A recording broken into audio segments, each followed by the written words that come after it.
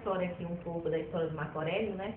Mas acho que vocês já conhecem muito a história dele, mas vocês não sabem da história da perna dele, né? Ele tem trombose na perna, né? Vocês veem ele assim, bonitão, fortão, vocês falam, nossa, um negão desse, né? Cheio de saúde e tal, não sei o quê. Mas vocês não sabem o problema que ele tem. Ele tem um grande problema na perna, né? Que é a trombose. Então, assim, mas mesmo assim, ele não deixou que essa doença tomasse conta da vida dele. Ele lutou muito e luta muito, passa por cima dessas dores. Então, assim, ele é um grande batalhador, um grande vencedor e um grande pessoa, um grande amigo, um grande marido, um grande colega. Bom, enfim, é uma ótima pessoa da pessoa lidar. Então, eu vou dizer para vocês que, mesmo com ele com essa doença, ele passa por cima. Então, é por isso que ele não deixa a doença levar. Então, ele passa por cima de tudo isso. Então, ele é uma pessoa esforçoso, né? Está escrevendo agora o campeão do boxe, né?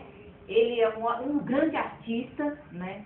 Um grande professor de artístico, né? Ele é um grande, ele é desenhista publicitário.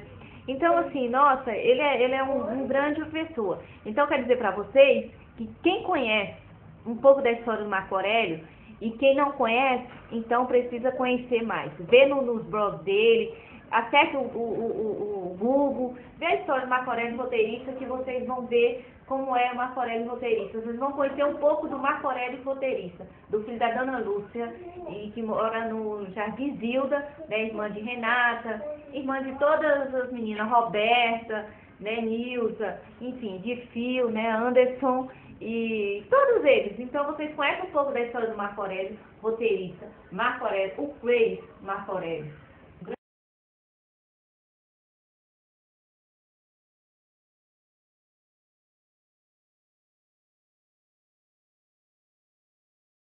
Descobri que desenho não é meu forte, não. Eu cursei desenho em 84, mas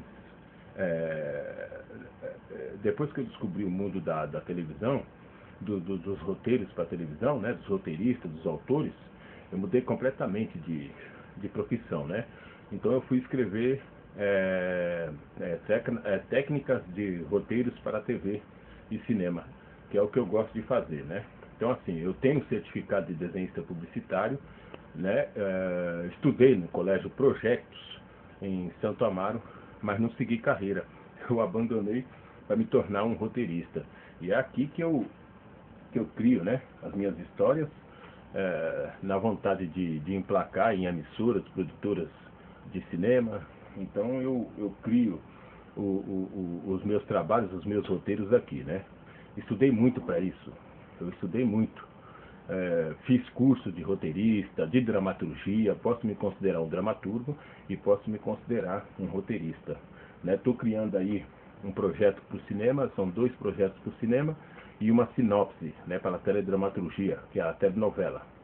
Então aqui é o cantinho onde eu fico escrevendo nas horas vagas, tá? Quando o ambiente, né, tá um pouco meio carregado, as crianças, aquela coisa toda, aí eu vou para uma outra casa onde eu tenho outro escritório que eu posso né, meditar e criar os meus textos, né, que não são fáceis de fazer, porque às vezes a gente vai criar uma história que tem 26 personagens, né, no caso da sinopse de novela, e o roteiro de cinema ele vai de 8 a 16 personagens, dependendo da quantidade que o roteirista criar. Então, assim, é preciso muita paz, muito silêncio, é preciso muito estudo, pesquisa, aquela coisa toda. Mas é gostoso, não emplaquei filme ainda, não emplaquei nenhuma sinopse, mas já fiz vários trabalhos para programas de televisão, como Pegadinhas, né? Eu me lembro que uma vez o Dino Santana, ele me convidou para escrever para o Dedé lá no Zorra Total da Rede Globo, e eu fiz uns textos lá, que na época o Dedé fazia 1999, 2000, 2001, alguma coisa assim. Eu escrevi uns textos para o Sugiro, que o Dedé fazia no Zorra Total. Fora isso, Sérgio Malandro, aquela coisa toda, TV Gazeta, algumas pegadinhas também do Silvio Santos. Assim, é muito gostoso, assim. Eu faço por amor, né? Assim, eu faço por gostar, né? Eu escrevo por gostar. Então, assim, foi isso que aconteceu. o desenho publicitário ficou esquecido, né? Então, eu sou desenhista publicitário, sim, tenho um certificado, sou estudado, mas eu segui a carreira de roteirista, que, sei lá, que me favorece mais, que eu gosto mais de fazer. Eu gosto de escrever, eu gosto de criar. Eu uso um programa chamado Cetalix, alguma coisa, que é abreviado, Cetalix, que ele ajuda o roteirista, né? Então, a cada página que você escreve é 1 minuto de filme, né? Ele ajuda você na cena, na sequência de cena. Esse programa, Cetalix, ele ajuda na cena, na sequência de cena, na criação de personagens. E você pode também criar roteiros, peças de teatro, enfim, roteiros para o cinema, né? Sinopses. Então, assim, é muito divertido, né? É um trabalho que eu faço que se torna uma diversão para mim. E eu pretendo, sim, emplacar meus trabalhos. Estou trabalhando muito para isso, né? Para que eu possa conquistar, né, um lugar ao sol nas emissoras de televisão, nas emissoras, nas produtoras de cinema, tá bom? Então, o meu começo foi, como muita gente já sabe, eu escrevi para revista, para revistas infantis na década de 80, nos anos 90 eu participei como roteirista, né, escrevendo em casa e enviando para a emissora pegadinhas de programas de televisão, tá? Então, assim, putz, é fantástico, né? Era tudo que eu queria e sou muito feliz com isso. Então está aí, né? Aqui é meu cantinho, simplesinho, né? Na base eu vou criando meus personagens. Agora eu estou com um personagem aí que é lutador de boxe, né? Dá um trabalho danado, então assim, eu preciso, né, ficar assim sozinho, tá, no meu cantinho, falando pelos personagens, criando, pesquisando, e assim, putz, era tudo o que eu queria, assim, eu sou muito feliz com isso.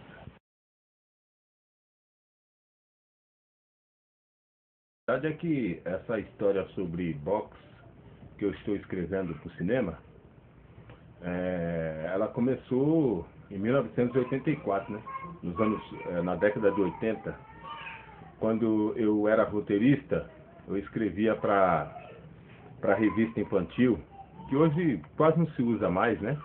Com toda essa tecnologia, essa inovação, era os chamados gibis, né? Então eu comecei com 15 anos escrevendo, né? Eu fui fazer curso de desenho e conheci um professor chamado Pudim, e ele conhecia o estúdio do Eli e disse que lá estava precisando de roteirista. Putz, eu nem sabia o que era roteirista, eu só sei que eu criava história. Eu vi em mim que eu tinha a capacidade de criar história, né? Então eu perguntei para o professor, o que é roteirista? Ele pegou e me disse: Marcos, roteirista é o cara que cria as historinhas para revista infantil, né? Aqueles gibis. Eu falei: putz, eu quero fazer isso. Pô, Marcos, mas você pode se candidatar como desenhista, porque você está, né, cursando desenho, que eu cursava o desenho publicitário, que na verdade era para mim ser desenhista publicitário, né? Ah, não demorou muito. Fui até o estúdio e lá eu descobri uma fantástica, né, um fantástico estúdio de uma Disneylândia brasileira, essa é a verdade. E aí foi aí que começou tudo, que praticamente eu abandonei, né, a carreira de desenhista publicitário para me tornar roteirista. E essa história sobre boxe que eu estou escrevendo, ela foi criada por mim, para os personagens do Eli, né, que era com Gordo e Cia. Só que a editora Abril, na época, ela não aceitou a história, porque se tratava de luta de ringue, aquela coisa toda, e vez ou outra o Gordo apanhava um pouquinho. E eles achavam na época que não era bom. Hoje você vê tem 10, né, dando porrada até umas horas. Mas antigamente, nem pensar. Na década de 80 ainda tinha todo esse cuidado, né, de passar coisas boas para as crianças, etc e tal. E como era o campeão do boxe, então como havia a luta em ringue, a editora Abril me mandou de volta, né? Mandou de volta os roteiros que não foram aprovados. Puxa, eu falei, caramba, mas eu gostei da ideia. O que aconteceu? Ele também não achou legal. Eu engavetei a historinha. Eu falei, eu não vou jogar no lixo. eu vou levar para casa e vou engavetar isso aqui, porque eu mesmo curti a história, né, que eu tinha escrevido para os personagens. E em 1995, eu já era formado em roteirista de vídeo e cinema, e eu decidi adaptar, né, para um filme, que é o que eu estou fazendo hoje. Eu estou terminando de escrever essa história sobre lutadores do boxe. Tudo começa no subúrbio e até o campeonato. E eu espero que dê certo, espero emplacá-la, porque assim que os últimos, né, as últimas cenas forem escritas, ela será com certeza enviada para produtoras e até emissoras de televisão. Mas como se trata de celulose, como se trata de filme, de um projeto para o cinema, é produtora, com certeza, né? Nós estaremos encaminhando aí para ver se a gente consegue emplacar. Mas a história desse roteiro que eu estou escrevendo é fantástica, porque não é de agora, né? É de 26 anos atrás, vamos dizer assim, não é isso? 26 anos, quase 26 anos, né? Quando eu havia feito para a revista infantil, e a editora Abril reprovou, não foi aceito, e só em 1994, depois de me formar como dramaturgo e roteirista, eu resolvi adaptar ela para o cinema. Agora vamos ver, né, se vai ser aceita agora, se vai ser aprovada pelas produtoras. Com certeza, porque nós estamos trabalhando muito em cima disso, né? Então, espero realizar esse projeto de tantos anos, né, que era para uma revista infantil. Lógico que muitas sequências, muitas cenas, personagens foram criados, foram mudados, porque na época era um trabalho para criança, né? Então, assim, era uma historinha que falava sobre o lutador e o seu rival, mas de uma forma bem infantil, né? Já para o cinema, a coisa já fica mais, né, com mais conteúdo, mais forte.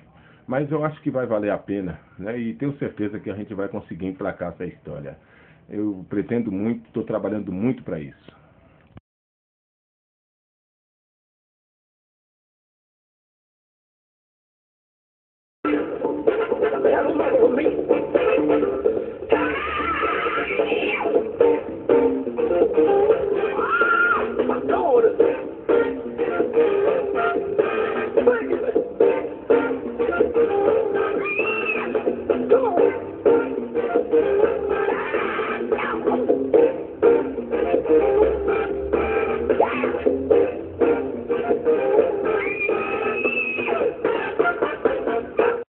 Eu dei várias entrevistas, né, sobre a minha carreira de roteirista e a minha carreira de dramaturgo.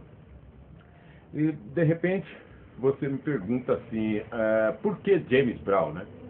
Vários blogs e sites que nós temos aí no Google, inclusive com a modelo Juliana, que é minha companheira, eu faço questão sempre de falar do James Brown, né? O James Brown, ele, aqui no Brasil, pelo menos aqui no Brasil, em um bairro chamado Jardim Zilda, onde eu fui criado com muito orgulho, Jardim Zilda, Jardim Sabiá, Novo Horizonte, 7 de Setembro, Jardim Mirna e região, Itajaí, Campinas, essa galera toda, né, foram criadas pelo James Brown, né? Eu tinha 10 anos de idade, 9, 10 anos de idade. A primeira música que eu ouvi do Brown, do rei da música, porque tudo começou com James Brown. Atenção, você que está aí, você que hoje tem um balanço, você que hoje tem um rap, você que hoje tem um funk, né? Você que hoje tem as baladas, tudo começou com a banda J.B. e James Brown. Houve um começo, né? Então, assim, as décadas de 60 e 70, James Brown já havia lançado a música Sex Machine, né, a original Sex Machine, né, Feel Like Banger Sex Machine, foi um grande sucesso que o James Brown mostrou para o mundo. Até então não existia essa coisa de pá, pum, pá, pum, pá, pum, pá, pum. E o James Brown, ele, como é que se diz? Ele acrescentou, né, esse hit. E a partir da Sex Machine veio outros sucessos do James Brown, como Papa Got a Brand New Bag, Papa Don't Take No Maze, I Need Help, Pass the Peace, More Peace, né? Que já Pass the Peace e More Peace é uma gravação da banda dele, né? A JBs, que muita gente chama de JBS. Lá no Jardim Zilda, todos nós, meus amigos, né? Puxa, eu quero falar aqui do Testa, né? Que é um cara que, como eu, é muito fã do James Brown, Carlos Antônio, Gilson, enfim, toda aquela galera, junto comigo, fomos criados pelo James Brown. Foi a música do James Brown que nos ensinou um caminho melhor, né? Que tirou o tempo da gente fazer, como é que se diz? Arruaça. E eu lembro que todo sábado a gente ligava o som, né? E fazia a nossa reunião, né, de amigos para poder ouvir as canções de James Brown. Na época também se aderia o Marvin Gaye, né, Barcase, enfim, Brass Construction, não é verdade? E Jim Bohorn, Jim Bohorn. Então, assim, mas os que influenciaram mesmo assim a minha juventude foi o James Brown, Fred Wesley, Maceo Parker, essa rapaziada toda. Eu tô com amizade com a Martha Raye, que era a vocalista, e é a vocalista, para mim ainda é a vocalista da banda JBs, né? Ela, em todos os shows do James Brown, ela fazia o back vocal, que é a Martha Raye. E eu consegui a amizade dela pelo Face, e eu mandei um recado dizendo o seguinte, que que lá no Jardim Zilda, aqui no Brasil, o James Brown é muito querido. Ela retornou dizendo, puxa, eu admiro essa coisa, né? Essas palavras que você disse sobre o James Brown. E alô, vocês do Brasil, muito obrigado pelo carinho, pelo amor, pela banda e pelo nosso Godfather of Soul, que é o James Brown. Então assim, eu fiquei muito orgulhoso, né? Para mim foi uma satisfação muito grande, né? A mesma coisa aconteceu com o Tony Wilson também, né? Que, puxa, quem me dera, né? Só de conversar pelo Face, para mim já foi grande coisa, né? Um rapaz que sempre foi fã, né? Eu sempre fui fã dessa galera, eu sempre fui fã do James Brown. Não é verdade? Então a gente tem um acesso assim para poder gritar e falar, não, nós aqui gostamos muito do James Brown. James Brown já está vivo, né? James Brown forever, forever by my side, aquela coisa toda. Então assim, é muito bacana. Outro que também colaborou muito com a nossa juventude, que fez parte da nossa juventude, mesmo estando nos Estados Unidos com o James Brown, foi o Michael Jackson, com certeza. O Michael Jackson, putz, eu imitava ele na escola, né? Eu imitava o Michael Jackson. Eu adorava imitar as danças, eu analisava bem os passos do Michael, aquela coisa toda que me emociona muito de lembrar, né? Porque o Michael Jackson também foi um rei no Jardim Zilda, um rei em toda essa região aqui da Capela do Socorro, e no mundo inteiro, né? Mas assim, eu estou falando de mim, de amigos meus de infância, com certeza foi Michael Jackson e James Brown, uma influência muito grande. Estava conversando com um amigo chamado Luiz, ele falou, Marcos, é James Brown e Michael Jackson para sempre, assim, e a gente jamais vai esquecer. Não tivemos a oportunidade de conhecer, teve um amigo nosso que teve a sorte de ir para o show do James Brown, viu o James Brown de pertinho, para ele assim foi maravilhoso, né? Mas James Brown e Michael Jackson, assim, para mim, Marco Aurélio roteirista, o Marco Aurélio Santos Show da rádio, sempre foi James Brown, sempre foi Michael Jackson, né? Uma grande influência.